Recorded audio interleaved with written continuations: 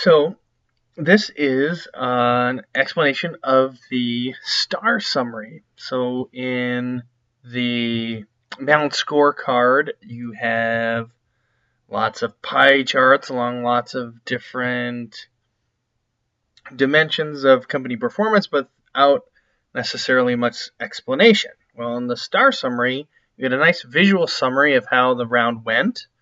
So 5 major categories, and you get a star if you achieved a reasonable level or, I guess, good performance in one of the categories. But one big benefit of the star summary that I'll show you is you get an explanation of what you did well in and what you can do better. So, for example, let's look at Team Baldwin. They had 1 star, and then it breaks it down. So under profits, it said that Team Baldwin, it said you earned 1 star because your profits were so much money, and then it explains what sort of things cause profits to be too low and how you can improve it or change it. So Team Baldwin got a profit star, and so that's the then so then there's analysis that says congratulations, you get a profit for the year. But then in the next category, it explains why. So it says why they did it. So contribution margin, Team Baldwin earned no stars because their margin was under the star summary requirement of 30%. So then it gives you some suggestions on what to do. So you have downward pressure on all market segments over time, and so investments have to overcome that price pressure. And then it gives you some cost-saving suggestions like reducing mean time before, or increasing, or reducing mean time before failure, and some other things. So you get some suggestions in the star summary about what to do if you didn't achieve a star in a particular category. Emergency loans, you get a star if you don't have an emergency loan. But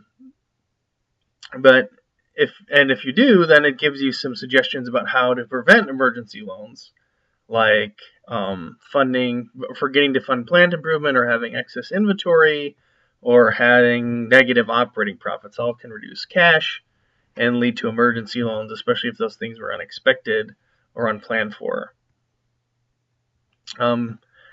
The inventory analysis will tell you whether you have either not enough or too much inventory, and then explain what to do about it. So in their case, so in Team Baldwin's case, they didn't earn the star for this, and so it's going to tell you to check a couple things. So for stockouts, you want to make sure to spot stockouts, so you can look for when the actual versus potential bar graph is different.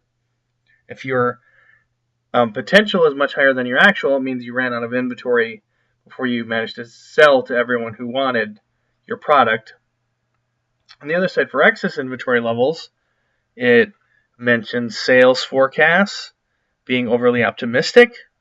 Forecasting can be tricky, and especially if your forecast assumes that the other teams do not do a better job appealing to the customer buying criteria than your team, and that happens, then you will end up with an overly optimistic sales forecast and likely have extra excess inventory, depending how much worse your team did than theirs in pleasing their customers. So it also mentions that there can be some confusion between the sales forecasts, the production schedule, and production capacity.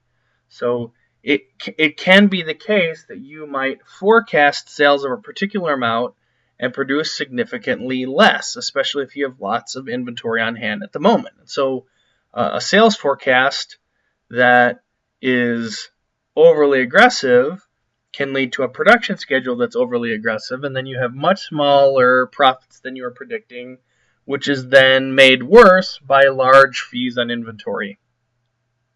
And so an accurate sales forecast and a corresponding responsible production schedule are very important to getting a star in the inventory category, but also to having financial success. Stock price